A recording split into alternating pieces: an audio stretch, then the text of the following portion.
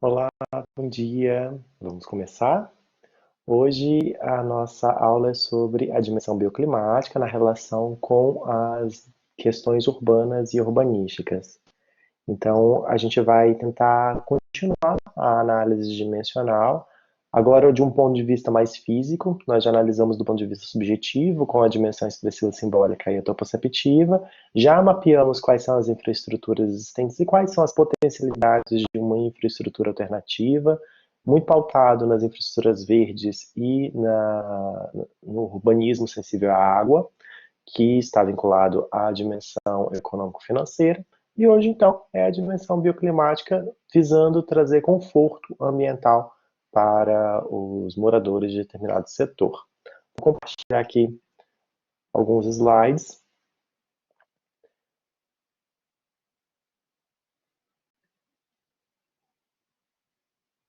Bom, a dimensão bioclimática se refere a, de fato, quão confortável é o lugar onde nós estamos e o quanto que a gente tem de uma reação do conforto em relação àquele lugar.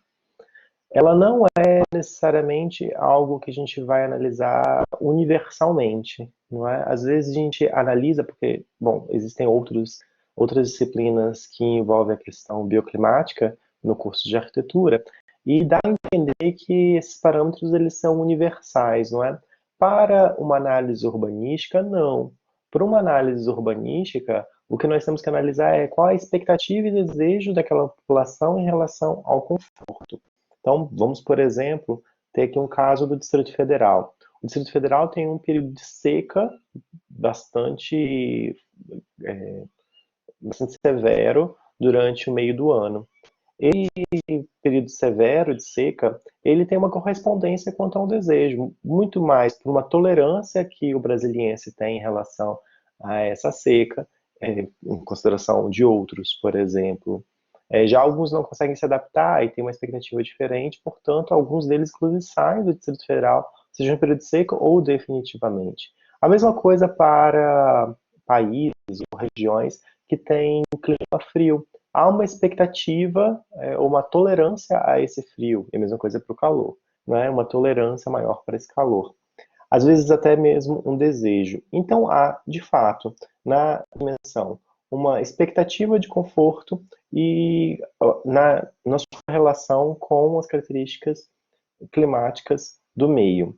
E para isso a gente sempre analisa, claro, tamanho, proporção, composição e relação das áreas livres, em especial, claro, para que a gente consiga compreender essa relação entre o conforto e as características desse meio. Para a gente analisar essas áreas livres, a gente vai analisar a área livre como um objeto autônomo, claro, mas também a sua relação com as formas dos edifícios e a configuração urbana.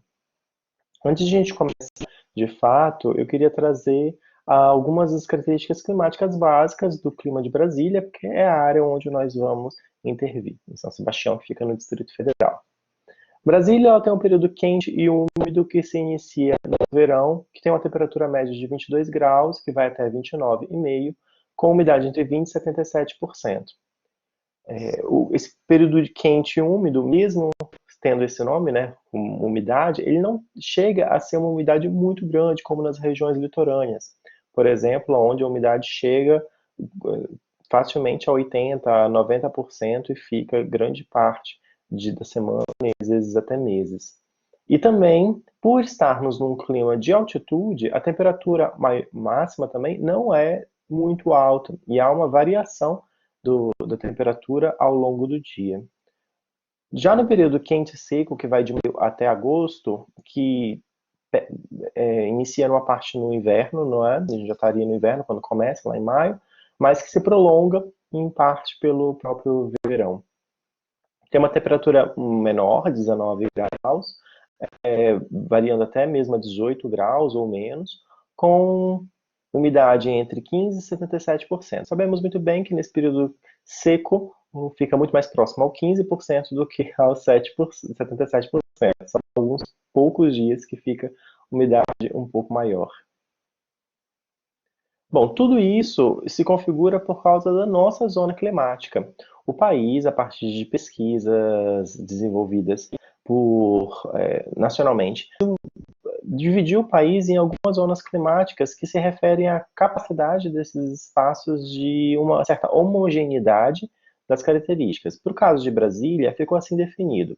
Para a zona bioclimática número 4, que é a nossa, a zona 4, as recomendações construtivas são de uso de aberturas médias, sombreamento nas aberturas durante todo o ano, paredes pesadas e coberturas leves com isolamento térmico. A estratégia bioclimática são os resfriamentos evaporativa, inércia térmica para o resfriamento, a ventilação seletiva no verão, o aquecimento solar e grande inércia térmica de vedações internas para período de frio.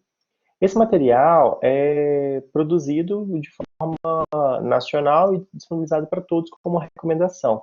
Acho que devo perceber que aqui a gente não tem muitas estratégias do ponto de vista urbanístico, daí a necessidade de uma explicação que se volte especificamente para as questões urbanísticas. Mas daqui a gente também consegue extrair algumas características importantes, por exemplo, resfriamento evapotranspirativo, a inércia térmica para resfriamento e a ventilação em especial, né?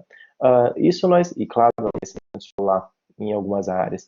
Isso a gente consegue proporcionar a partir de alguns elementos e configurações urbanas que a gente vai dispondo no assentamento, seja para a condução da ventilação, seja para aproveitar uma área aquífera que vai ter, então, uma transpiração, né? Uma evaporação que permita esse levar desse resfriamento evapotranspirativo para dentro do contexto urbano. Bom, eu deixei esse quadro aqui também, depois vocês visualizem ele, que é a variação de temperatura, de umidade, de insolação, de radiação ao longo do ano, para que vocês consigam perceber se naquele período especificamente nós vamos ter um tipo de temperatura que é agradável. Então isso é muito mais material de consulta posterior. O que nos importa agora é esse mapa, que já é conhecido dos moradores de Brasília, que é por onde vêm os ventos. Né? A gente vai ter que produzir um mapa específico de ventilação para a área de estudo nosso. Então, saber a direção desses ventos é necessário. Nós sabemos que o vento predominante, ele é a leste, né? Esse daqui. Esse vento predominante, ele tem uma característica muito agradável do ponto de vista do conforto e das expectativas. Ele é relativamente úmido, ele tem uma boa velocidade do vento, ele tem várias características que, de fato, é algo que a gente deveria aproveitar, e é constante ao longo do ano, né? Isso que é, talvez, um dos principais motivos de a gente utilizá-lo. Já outros tipos de vento, como o sudeste, seco, ele já não é tão interessante para a gente, porque ele, de fato, leva a umidade do assentamento para fora do assentamento, né? Então, criar barreiras a esse vento pode ser uma boa estratégia para que a gente evite que haja no assentamento como um todo uma condição de seca mais extrema. E aí que entra uma questão interessante.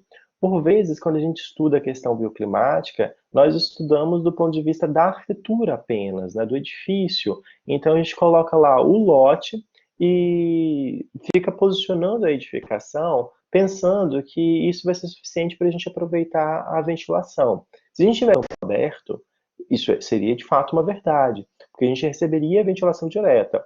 Mas a gente está num contexto urbano, dificilmente a gente vai estar na franja, né? A franja são esses limites aqui. Então, dificilmente nós vamos estar numa franja que vai receber essa ventilação direta, né? Geralmente a gente está no meio do assentamento. Por exemplo, em Taguatinga, nós estamos de fato lá no centro, edifícios para tudo quanto ao redor. Então, a gente deve analisar se não há barreiras a essa ventilação, seja a predominante, ou então, se tiver barreiras, isso é ótimo, né, aos ventos secos. O vento noroeste, norte e nordeste, eles são ventos com maior frequência, acontece poucas vezes ao ano, eles são úmidos, que é ótimo, mas eles têm uma velocidade muito alta. Então, são também ventos que a gente deveria limitar. Assim, a professora vai limitar a umidade dentro do assentamento, não é por causa da umidade que nós estamos limitando. O vento predominante leste, ele já tem umidade. Então, a gente não teria tanto prejuízo. O que nós estamos tentando limitar aqui é a velocidade desse vento, que, por vezes, tem aquela sensação mais de tempestade, de vendaval, né, uma velocidade muito maior e que, portanto, a gente de fato deve evitar para evitar qualquer tipo de acidente, por exemplo, destelhamento de casas, em especial em lugares com assentamento precário, que é o lugar onde nós estamos atuando nesse semestre. Pois bem, como é que nós sentimos esse conforto ambiental dentro da dimensão bioclimática? Através dos nossos sentidos. Eles são os responsáveis por a gente perceber e por a gente ter certa expectativa em relação aos atributos morfológicos e à qualidade que nós temos naquele espaço. Quais são os nossos sentidos? Bom, nós temos um olfato, nós temos o paladar, que nos dá o gosto, nós temos o tato, nós temos a visão e nós temos a audição. Do ponto de vista da qualidade do ar, que é o que eu vou entrar em cada um desses daqui a pouco, tá bom? Do ponto de vista da qualidade do ar, o que nós sentimos ela a partir do olfato, nós sentimos o cheiro da poluição, por exemplo, do gosto, porque eles estão intimamente conectados, o olfato e o paladar, né? Então, por vezes, a gente sente aquele gosto amargo na boca, quando a gente está numa área de maior poluição, e do tato, porque a gente sente esse depósito de, por vezes, de poluição que há no ar, ou a qualidade do ar no sentido bom, né, que é um ar mais puro. Para vocês terem uma noção, o Vitória é um caso bastante exemplificativo da baixa qualidade do ar no país. Não é? O país não tem cidades com qualidade do ar muito baixa, como existia nos anos 80 e nos anos 90, como Cubatão, por exemplo, em São Paulo. Mas Vitória continua ainda com uma qualidade do ar duvidosa, no mínimo. Né? Os estudos apontam que não é prejudicial à saúde. Mas a gente consegue notar, seja pelo olfato, pelo gosto, pelo tato, e no caso de Vitória, até mesmo pela visão. Porque a massa de poluição, ela é aparente. O que acontece em Vitória? Vitória é um dos principais portos de exportação do minério extraído em Minas Gerais. Então, esse minério ele é tirado lá nas regiões de Minas, levado até o porto de Vitória em um trem. Quando chega no porto, como o trem ele traz muita carga ao mesmo tempo, ele então tem que ser depositado para esperar a embarcação chegar e depois essa embarcação é carregada e levada para o seu destino, geralmente na China. Esses depósitos são a céu aberto, né, porque são pilhas, são quase montanhas, prédios de no mínimo 5, 6, às vezes 9 andares. Então é uma pilha alta. E o vento, a gente está falando da beira-mar, não é? Então é o porto. Então sempre há uma ventilação muito forte. E o vento vai carregando esse minério que vem quase um pó. Ele não é um pó com farinha, ele é um pouco mais pesado, grãos um pouco maiores, mas ainda assim passível de ser carregado pelo ar. Então, muitas vezes a gente sente, a gente vê, a gente sente até o gosto dessa temperatura um pouco mais, dessa qualidade do ar um pouco mais poluída, combinada a uma outra qualidade do ar, que é a própria maresia, né? Só a altura do mar, então a gente sente aquele cheiro e gosto de um ar mais úmido e salgado. Bom, quanto ao conforto higrotérmico. Higrotérmico, imagino que seja uma palavra que vocês já estão acostumados, por causa das outras disciplinas de conforto ambiental. Higrotérmico se refere à temperatura e à umidade do ar. Higro de água, temperatura, umidade do ar. E aí, esse conforto higrotérmico a gente sente pelo tato. A gente sente na pele o sol incidindo e irradiando na nossa pele. O conforto luminoso, ora, é pela visão, né? É o nosso órgão para percepção da luminosidade. E o conforto acústico pela audição, que é o nosso órgão especializado em escutar. Se a gente tivesse outros sentidos, por exemplo, sentidos de percepção de feromônios, por exemplo, provavelmente aqui teria mais elementos. Não temos, então não é outro objeto de nossa análise quanto ao conforto ambiental. Bom, vamos então entrar em cada uma dessas, para a gente entender como funciona do ponto de vista urbanístico. Do ponto de vista do conforto higrotérmico, ela se refere, claro, ao esse conforto, o equilíbrio térmico, a umidade relativa do mar, entre o que se espera, o homem, o ser humano, e o meio ambiente oferece. E para que a gente consiga tratar disso, a gente tem que falar de fatores climáticos e de atributos morfológicos que incidem sobre aquele lugar. Como que funciona essa questão do conforto higrotérmico? A partir de trocas de temperaturas entre o corpo humano e o meio ambiente. Então, nós temos 4 tipos de formas de trocas dessa temperatura, né? E da sensação de umidade em relação ao corpo. Por convecção, ou seja, é a transmissão de calor com transporte de massa por corrente de ar. Então, o ar passa e a gente sente essa temperatura. Por vezes, por exemplo, essa temperatura carrega parte, para simplificar a história, carrega parte da nossa temperatura corporal. Por isso que a gente sente um vento, a gente costuma achar que é uma brisa fresca, né? Radiação, que são trocas térmicas dependentes da temperatura da superfície, tanto do corpo quanto daquelas próximas a ele. Então a gente sente, por exemplo, que alguma coisa está quente, sem necessariamente a gente tocar nesse objeto, né? Um dos objetos que a gente mais sente é o próprio Sol. Ele que tem maior radiação, é o que dá o calor à Terra. Mas se não fosse o Sol, ainda assim a gente tem objetos que a gente sente quando tem uma temperatura muito alta. Quando a gente, por exemplo, tem lá uma panela no fogo, e a gente não precisa encostar na panela para saber que ela está quente. Só de aproximar a mão a ela, a gente já percebe a sua temperatura. E se for o fogo, então aí a gente já, só de tocar assim em volta, a gente já consegue perceber. Se você botar a mão em cima, aí já não é só radiação, é convecção também, que provoca a movimentação do ar ali. Evaporação, que advém da ação pulmonar e da transpiração, vinculada à umidade do ar, cuja intensidade condiciona a velocidade de evaporação da água. Então, é de fato a umidade do ar e como que a gente leva a temperatura, a umidade do ar ali. Então, os seres vivos, eles transpiram, então sejam a vegetação, os animais, vão transpirar, e por causa dessa transpiração, então a gente consegue ampliar a umidade do ar. E claro, a gente também tem a própria evaporação dos aquíferos, que acontece espontaneamente. Condução são trocas de calor que se dão pelo contato do ar com a pele, sendo tanto maior quanto mais rápido for o movimento do ar. Então é quando a gente tem contato de fato com o lugar.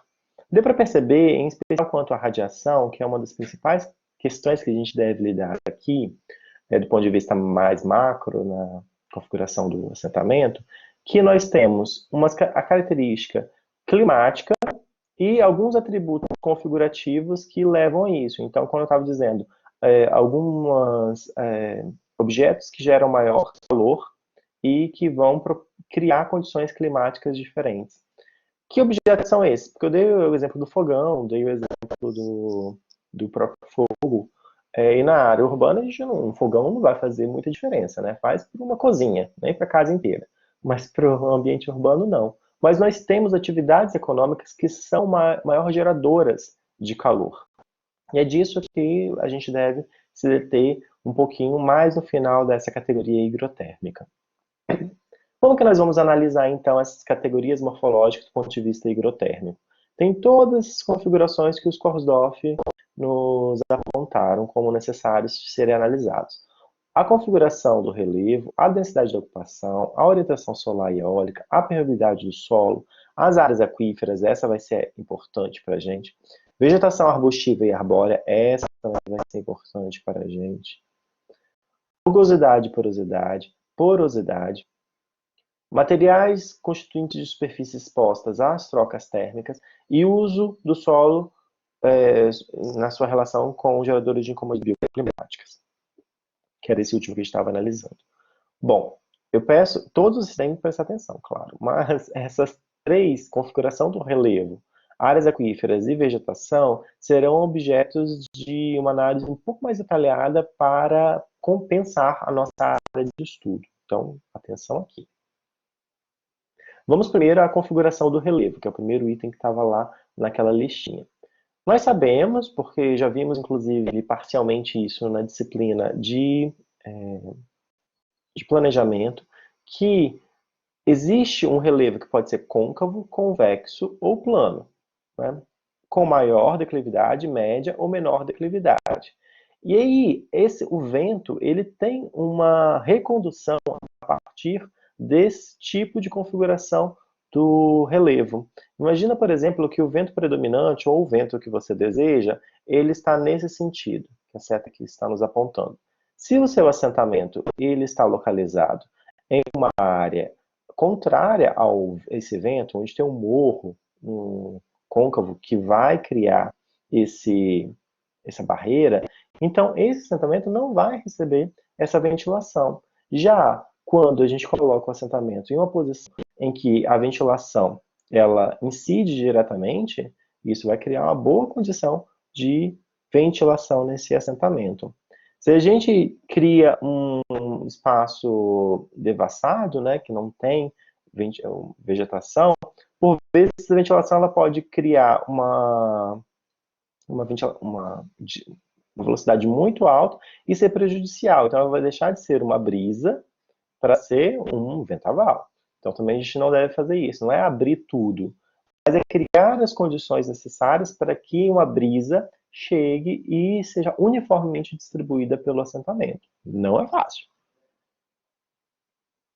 Bom, quanto à densidade da ocupação. A densidade, ela cria, de forma, uma mesma condição da questão do relevo. Então, se a gente tem aqui, por exemplo, um relevo tal, suave, está aqui. Um relevo suave, ele tem uma tendência da ventilação. Deixa eu redesenhar aqui esse relevo suave. Eu vou desenhar o vento azul. A gente tem aqui um relevo suave. Um relevo suave ele tem uma condição muito particular, não é? Por quê?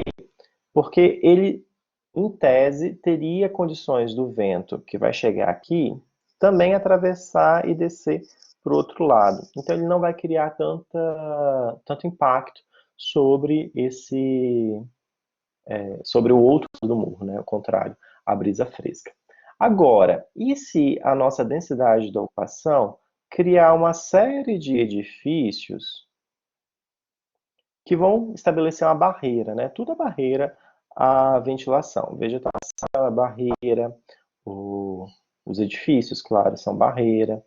Porque se não fosse uma barreira resistente, esse edifício cairia, não é? Então, aqui nós temos esse vento, e aí o que ele vai fazer? Ó? Ele vai colidir com a barreira, e esse vento ele vai criar a mesma condição que existia lá do relevo. Então você acabou criando uma espécie de relevo que vai limitando essa ocupação. É isso que está representado aqui na imagem. Nós temos áreas muito densas aqui no entorno, olha.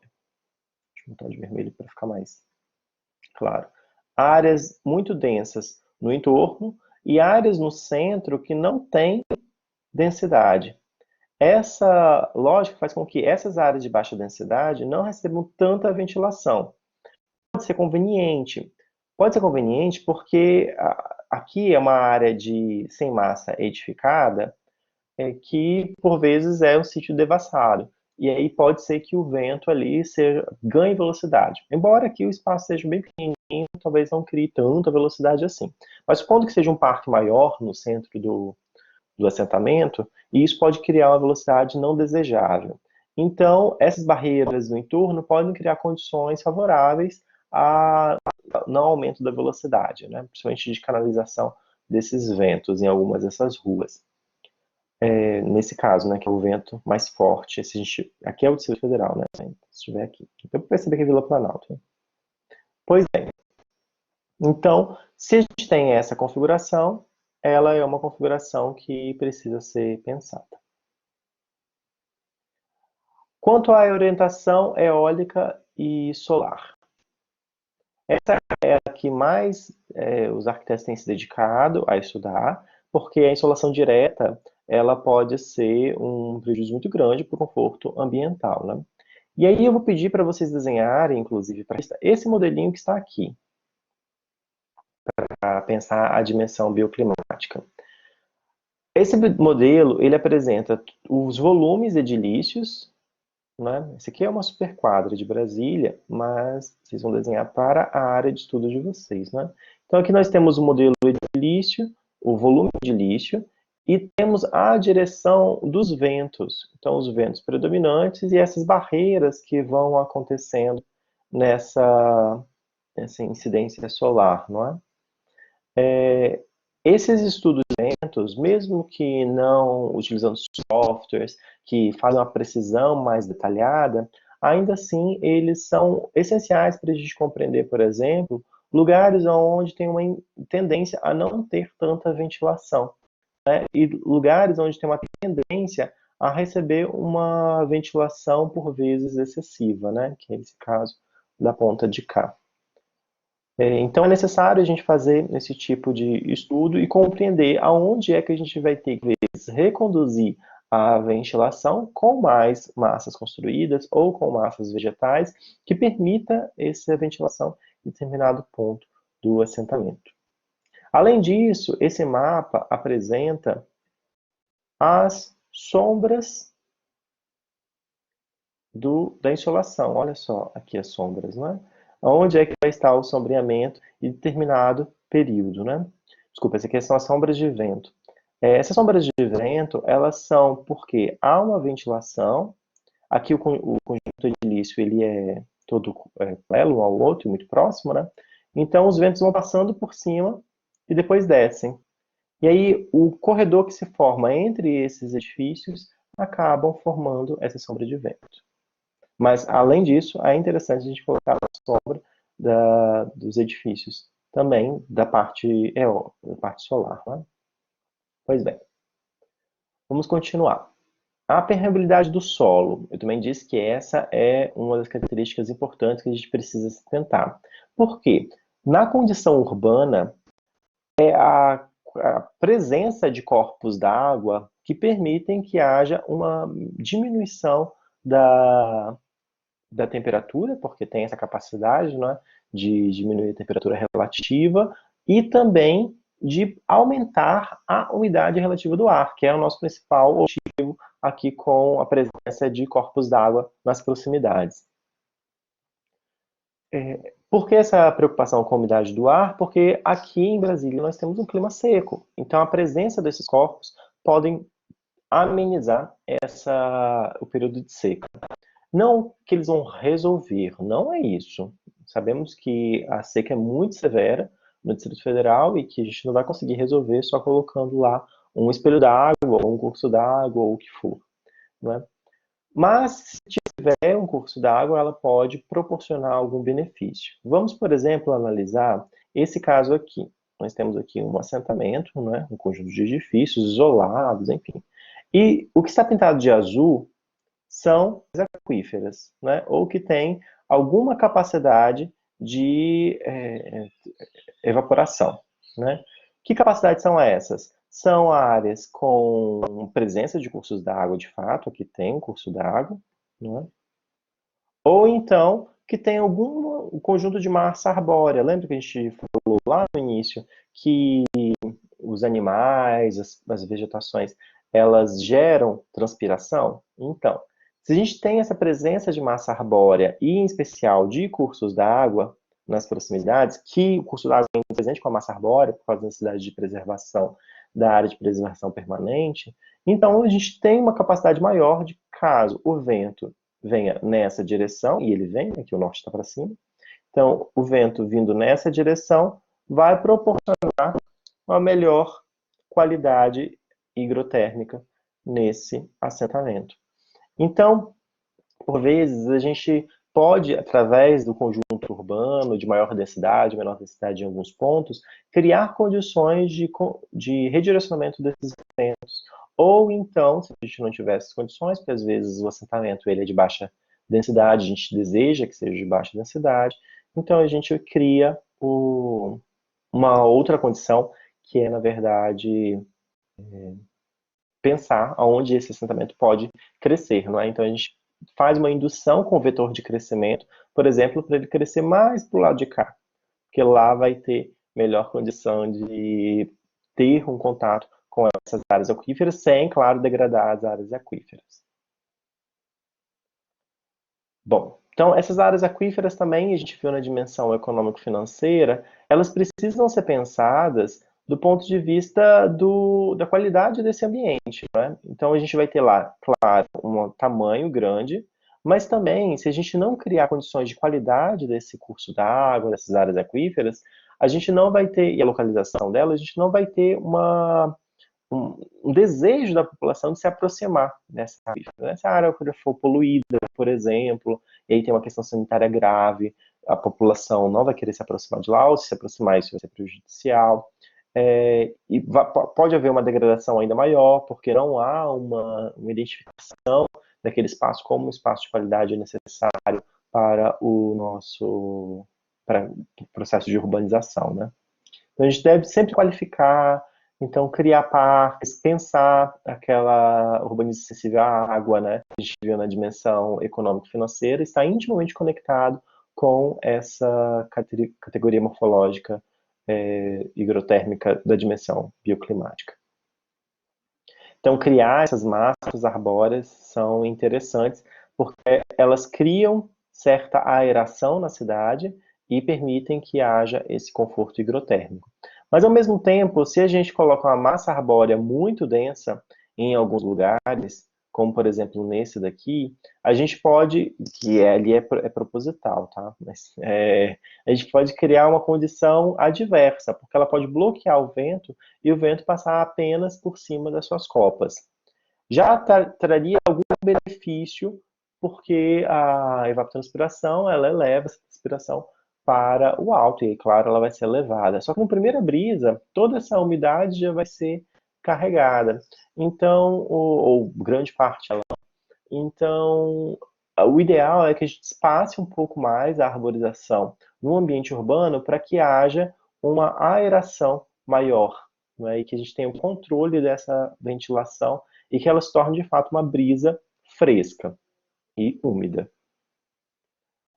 Rugosidade. A rugosidade tem como característica uma saliência ou reentrância conforme seus espaçamentos e alturas relativas entre as massas edilícias.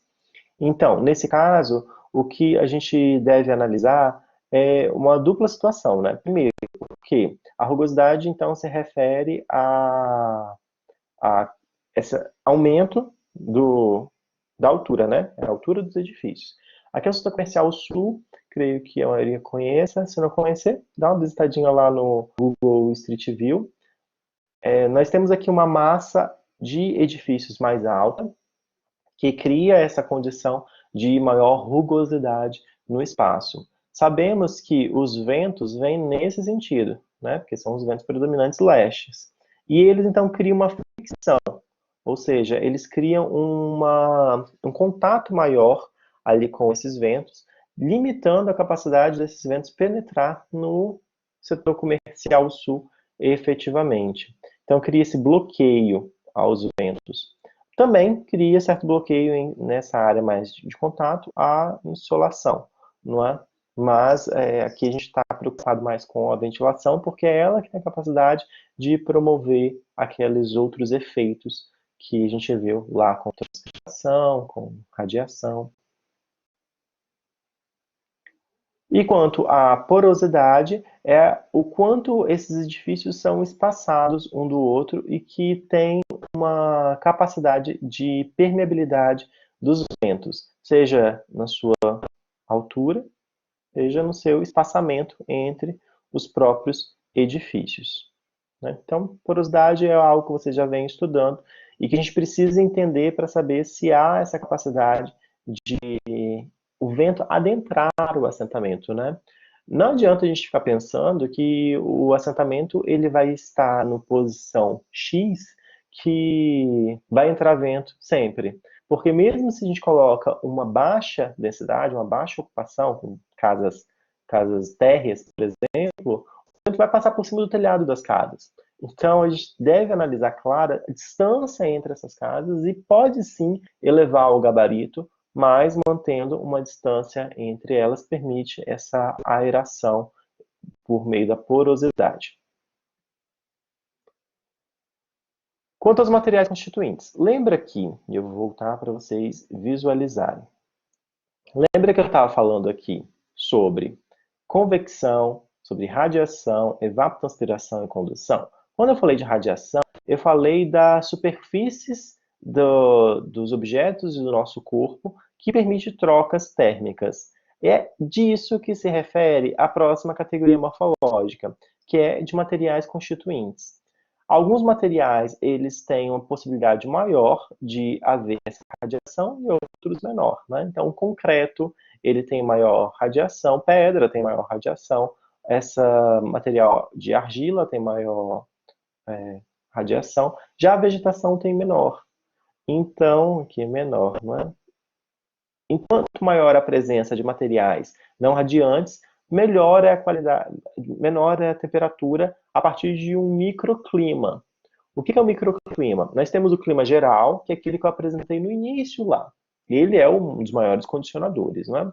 Esse daqui, zona bioclimática 4. Então, a gente está aqui, aproximadamente, né? E nós temos, claro, essas condições climáticas gerais. Mas não é possível a gente imaginar que essa lógica vai ser aplicada uniformemente sobre o território. Não.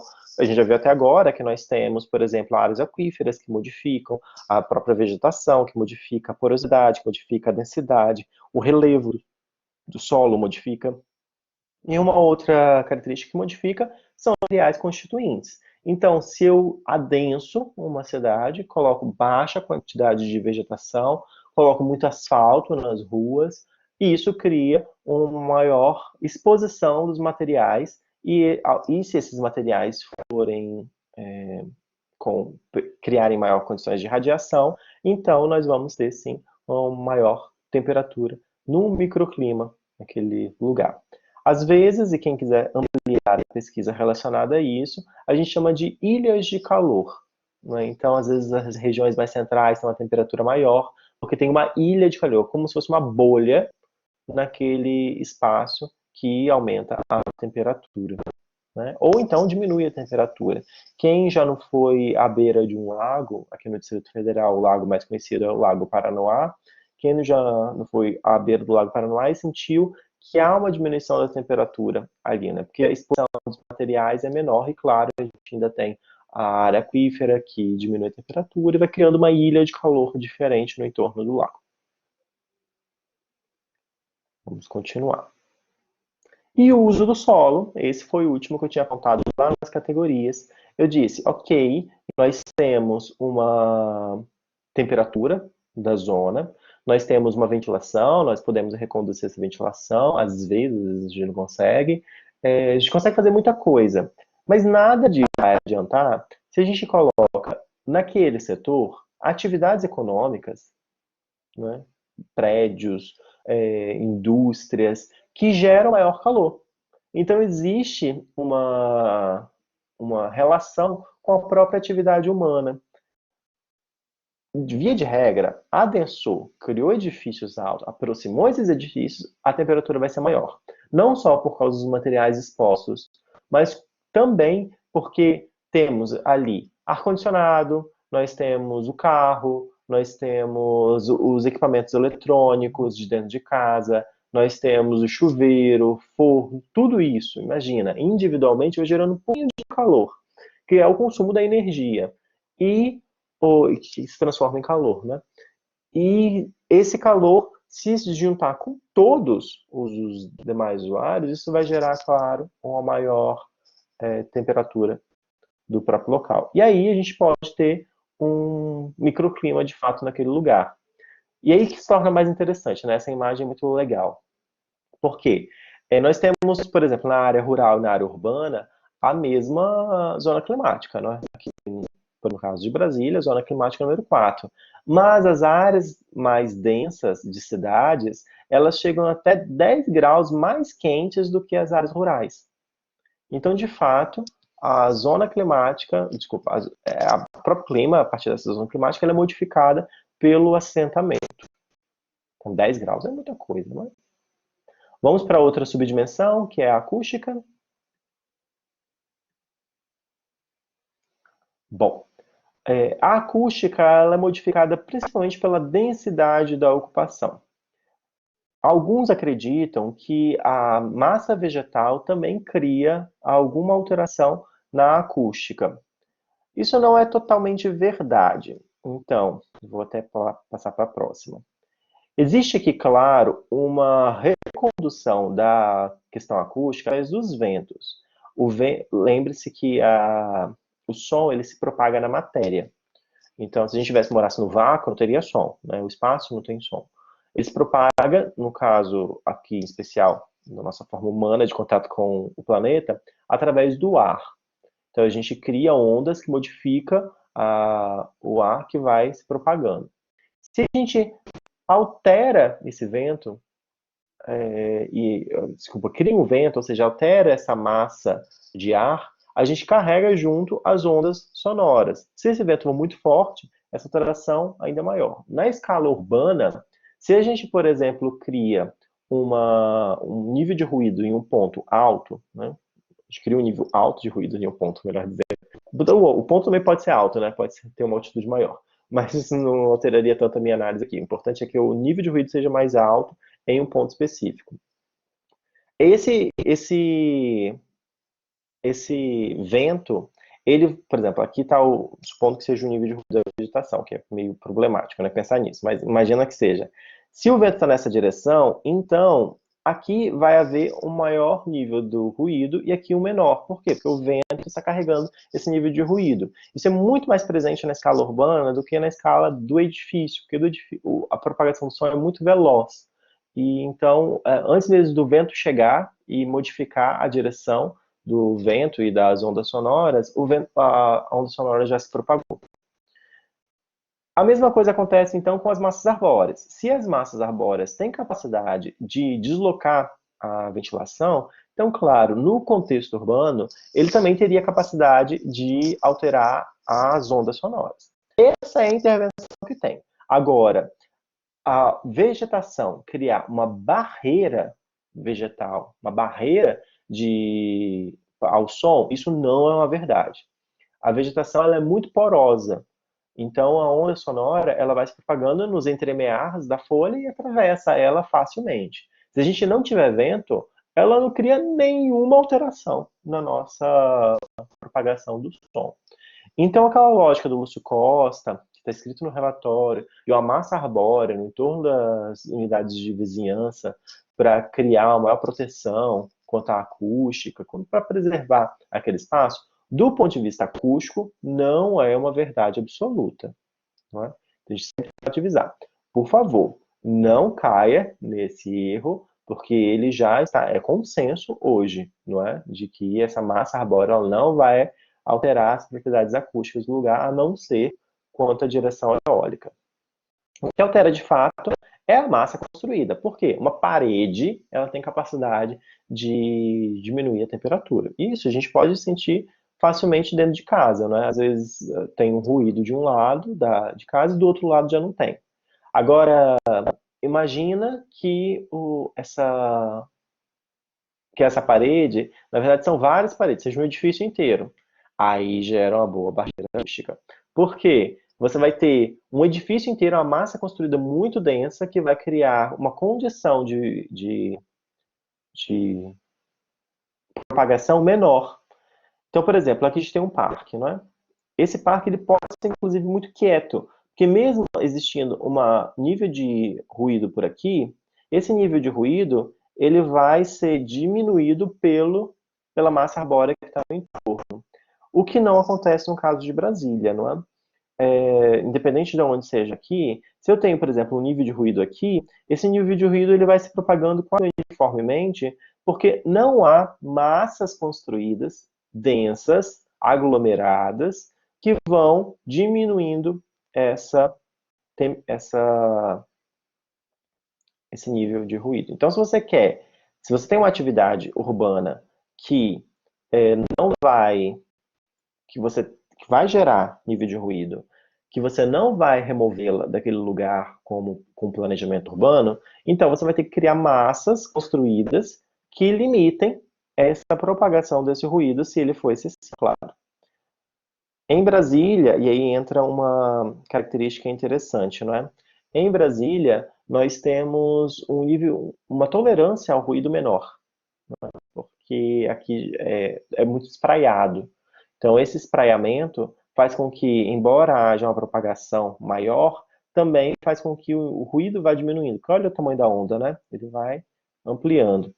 E aí, por causa disso, em alguns lugares, há um silêncio muito alto, uniformemente distribuído, e acaba fazendo com que a população tenha uma tolerância menor a esse ruído. Tanto que há diversos conflitos com a lei do silêncio, especificamente no plano piloto, mas outras cidades no país têm uma tolerância um pouco maior. Então, já sirenes, o barulho dos motores, né, aquele que fica constantemente em cidades tradicionais, já são toleradas pela população.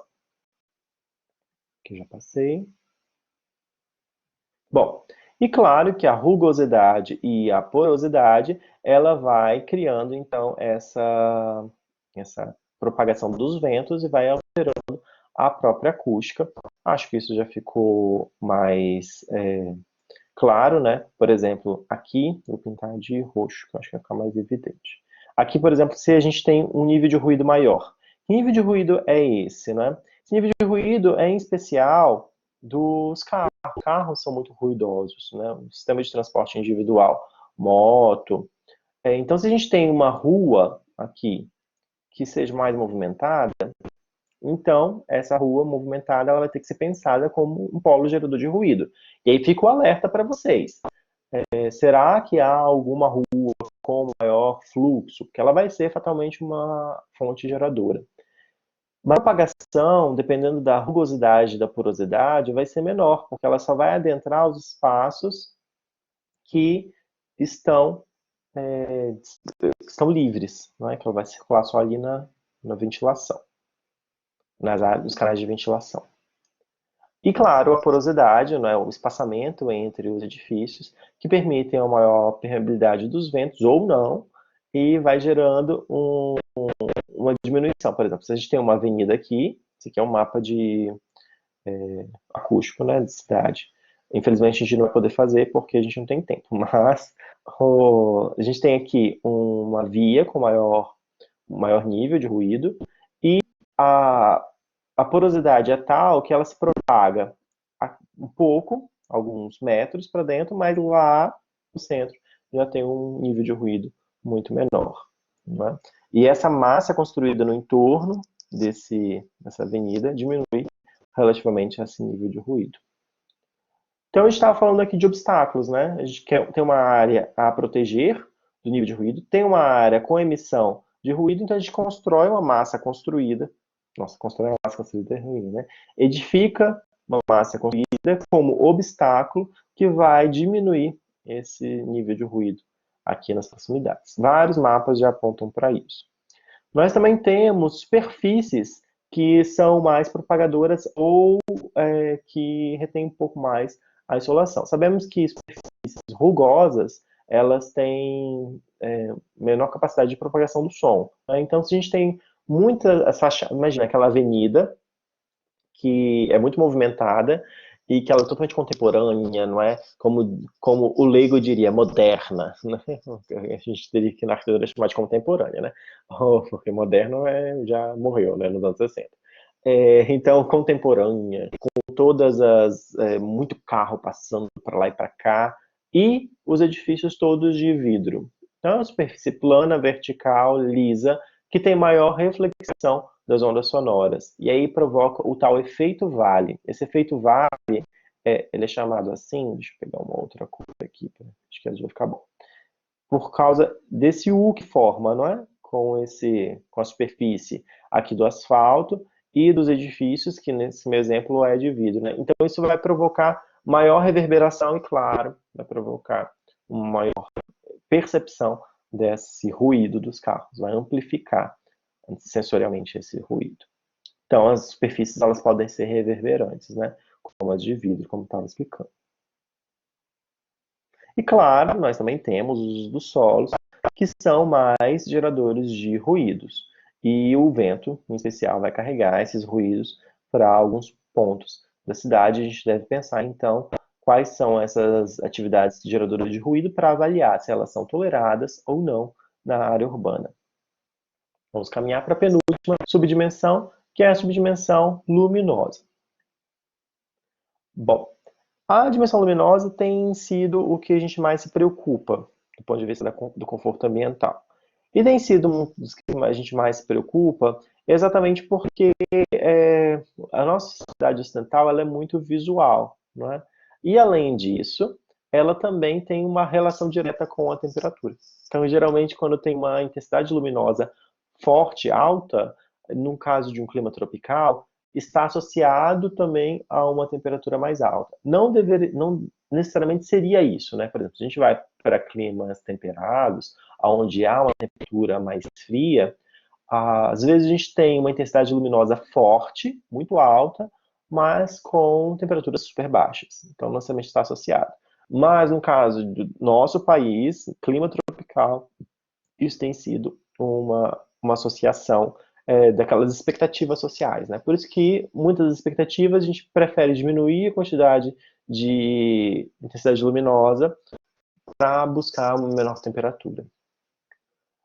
Pois bem, e está associado, claro, por causa da presença do Sol, né? Então, quando a gente pensa lá a nebulosidade, isso diminui, claro, a luminosidade, e aí a gente tem geralmente, essa percepção de criar grandes beirais, não é?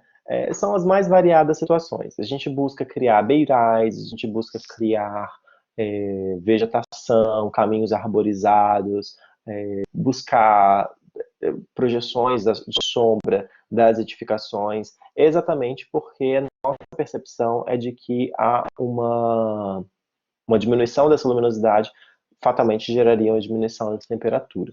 Como eu disse, não necessariamente é. Se a gente conseguir trabalhar as áreas aquíferas, se a gente conseguir trabalhar uma brisa, a condução dessa brisa fresca, não necessariamente a gente teria uma diminuição a gente conseguiria diminuir um pouco dessa temperatura e aumentar um pouco da luminosidade, claro, se for desejável também o aumento dessa luminosidade, porque por vezes ela pode ser excessiva, não é? Então vamos voltar aqui para os nossos slides, na luminosa. Nós temos então uma configuração do relevo, densidade, orientação solar, vegetação arbustiva ou arbórea rugosidade, como impactantes na luminosidade do espaço. Quanto à configuração do relevo, essa talvez seja uma das mais interessantes, né? Nós temos aqui um MDE, que é uma configuração, a altitude desse relevo, né? Então, onde está mais marrom claro e vai para o cinza, até o branco, isso indica relevos mais altos, né? Porque a gente não está analisando a declividade, só a altitude. E quanto mais verde, menor é a altitude. Ah, professor, tá azul aqui. Só vai representar o lago e os aquíferos, né? Que aqui também tem um rio que ele é azul. Mas não indica a altitude. É uma superfície plana, né? Porque levemente curvada, é claro, por causa da curvatura da Terra. Pois bem, o que importa nessa análise é a direção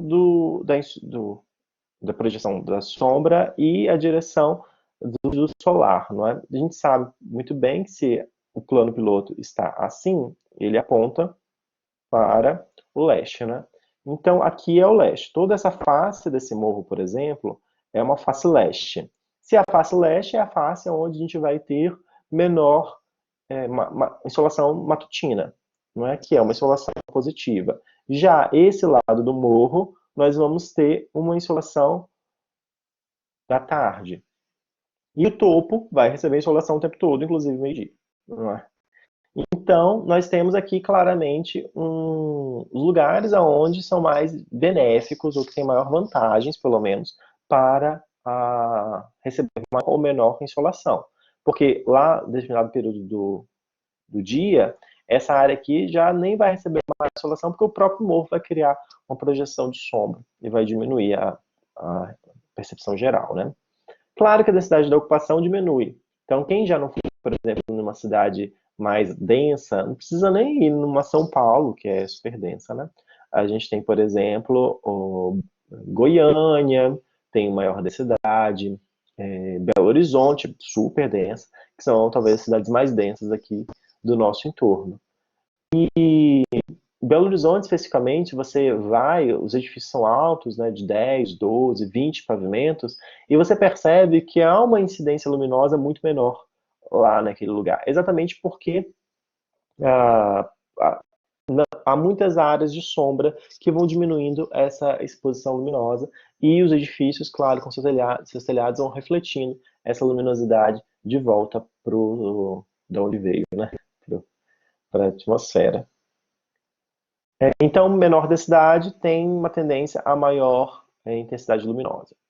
No caso de Brasília, por exemplo, a gente tem uma tendência. No caso de Morro Azul, que é a nossa área de estudo desse semestre, nós temos uma configuração mais assim, o que tem uma tendência a diminuir essa luminosidade. Em um clima tropical pode ser positivo, o que tem que avaliar é se não diminuiu demais. E claro, a própria orientação solar, que pode provocar algum tipo de redefinição da malha, e a redefinição da malha, por sua vez, vai gerar uma relação com essa iluminação. Não que o vento vai alterar a luminosidade, não é isso. E sim porque, para aproveitar essa brisa fresca, por vezes a gente configura o assentamento de forma que vai aumentar ou diminuir essa luminosidade. E claro, a vegetação é um dos principais artifícios utilizados pelos arquitetos para diminuir a intensidade luminosa, né, para criar essas áreas de sombra e para diminuir, no caso, a gente volta à questão da temperatura, né, por isso que a gente usa muita vegetação, porque a gente acredita que diminuindo a luminosidade vai diminuir a temperatura. Não é isso.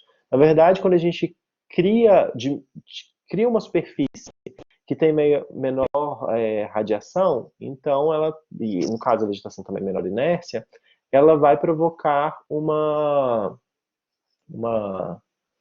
proteção desses materiais de exposição que tem maior radiação. Então, claro que vai diminuir a temperatura. Mas a gente poderia fazer com qualquer outro material, não precisaria ser a própria vegetação.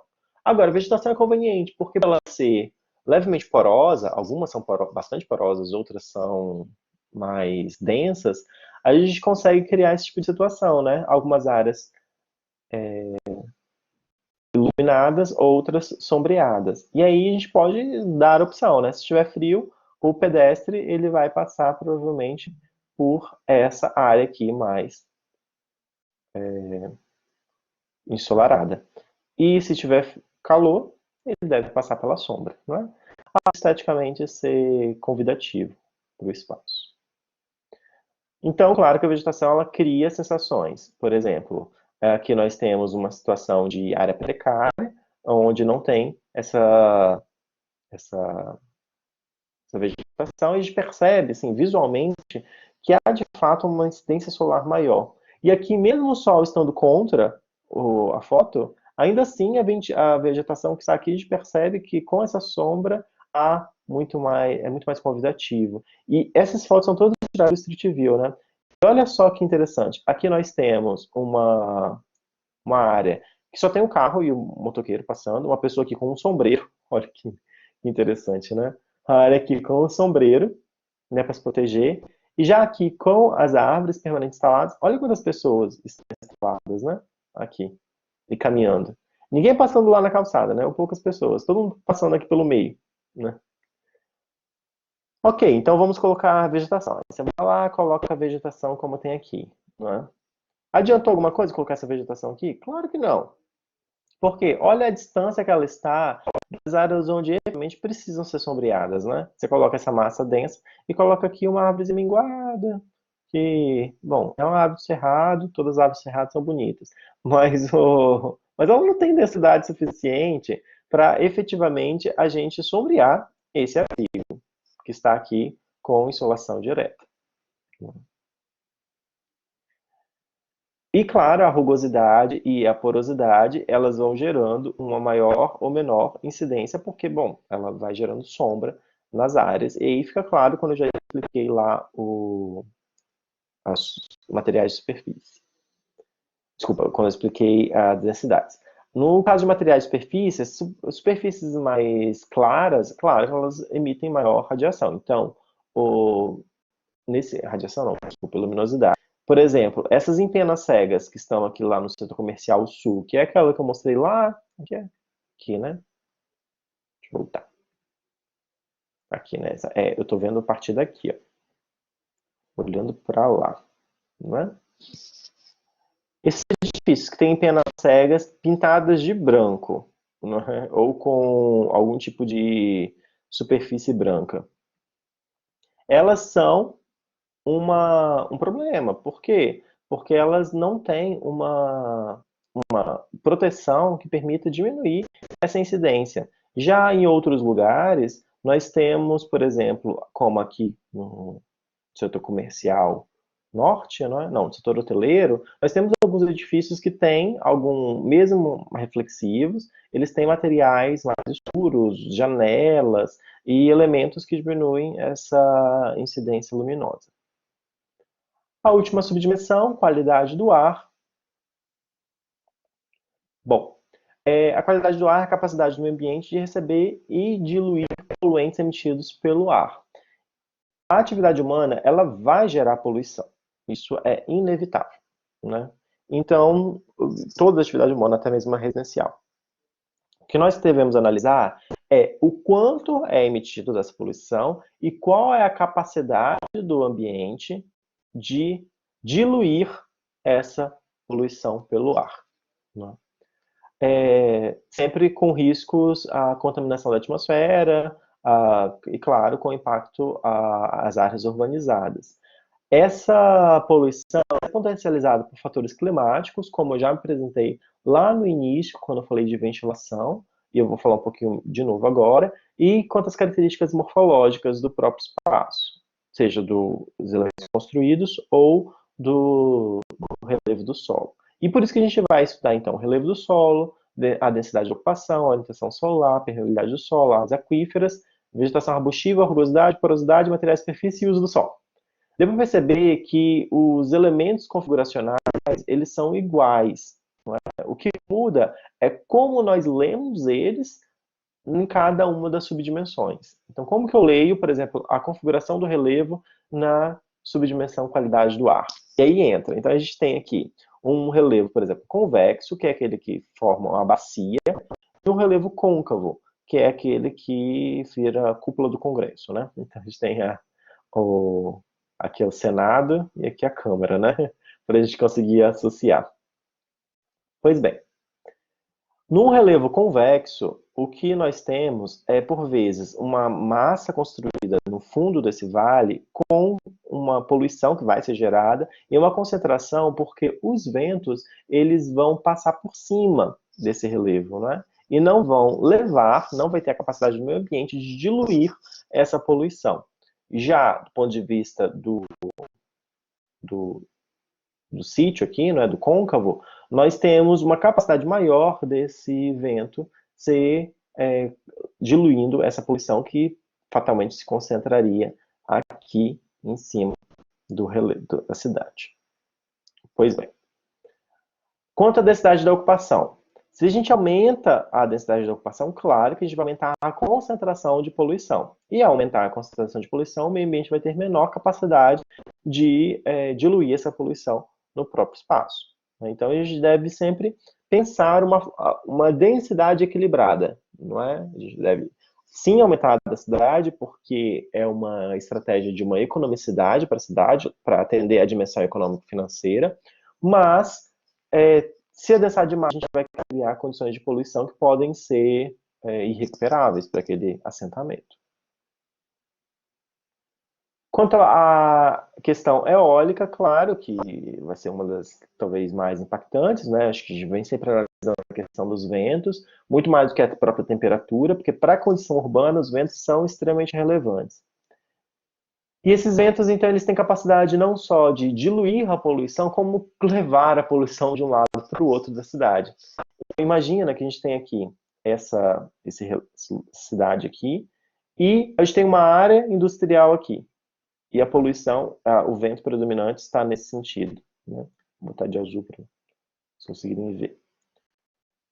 Está nesse sentido. Claro que essa poluição que está aqui, ela vai ser levada para dentro da cidade. Né? O que é o que acontece com o estrutural, por exemplo, que tem ali o CIA, com a cidade de automóvel, e indústrias, né? Tem indústrias químicas ali na região, e ela está no lado, no sentido leste, em relação ao estrutural, o que leva essa poluição para dentro do assentamento.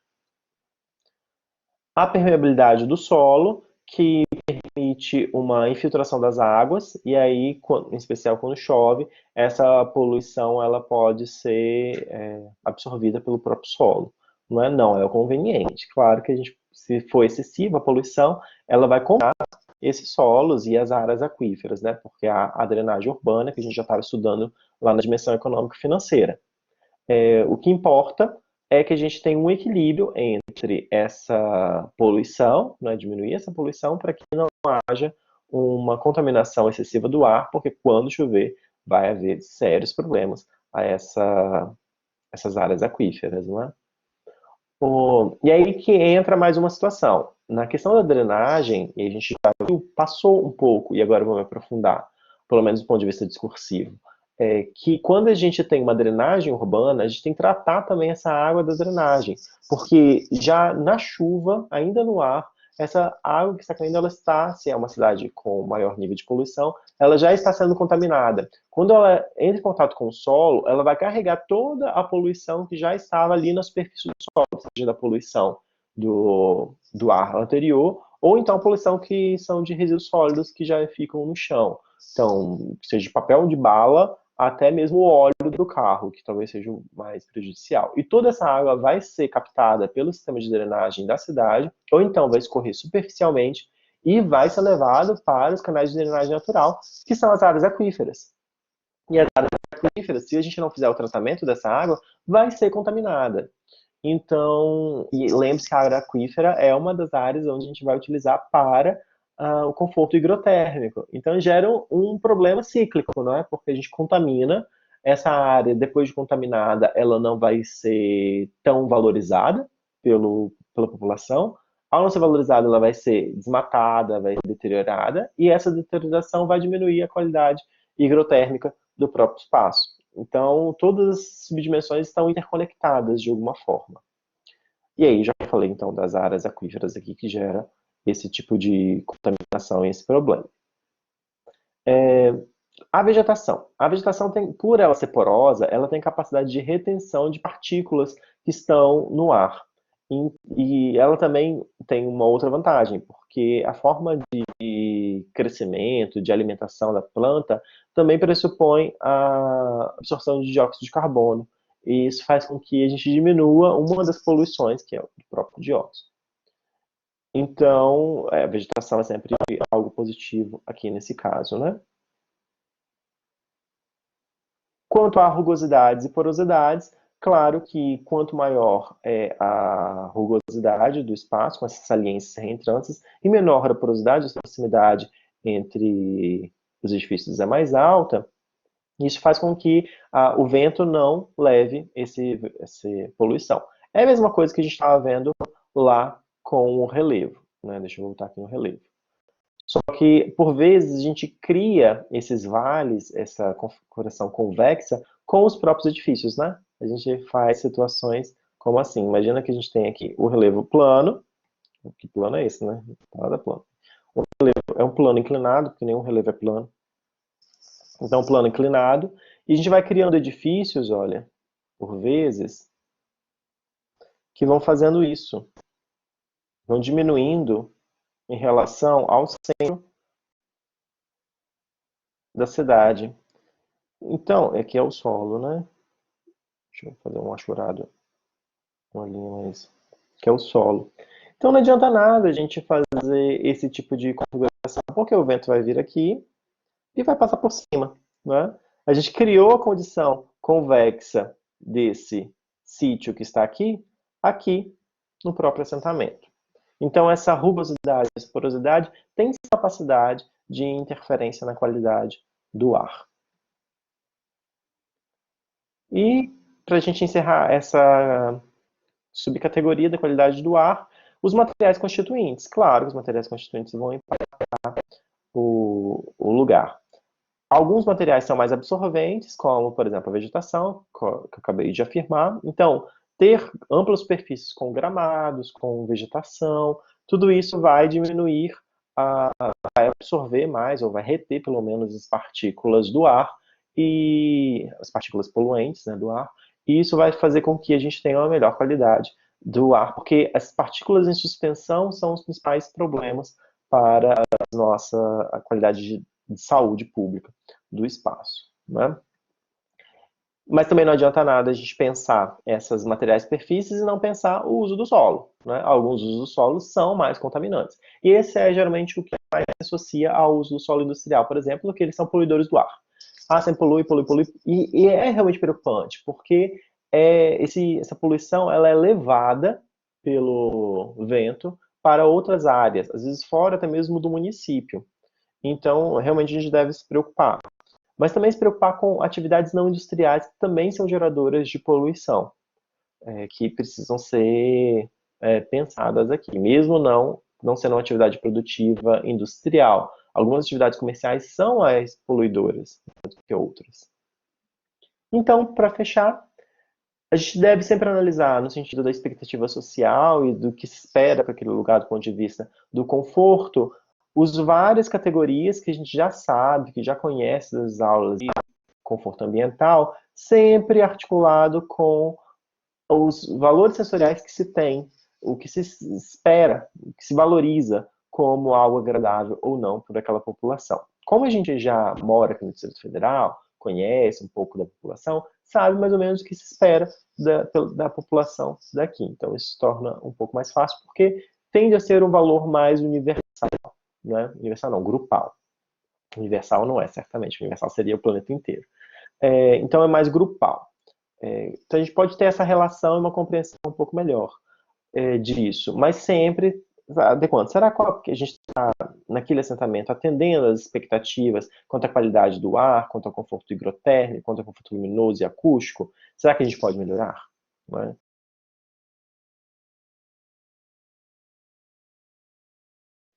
Esse, então, é um dos pontos que a gente sempre deve considerar frequentemente. Será que a população está sendo atendida nas suas necessidades agora, do ponto de vista dessa dimensão, do ponto de vista do conforto ambiental? Bom, essa é a explicação teórica do que é a dimensão bioclimática.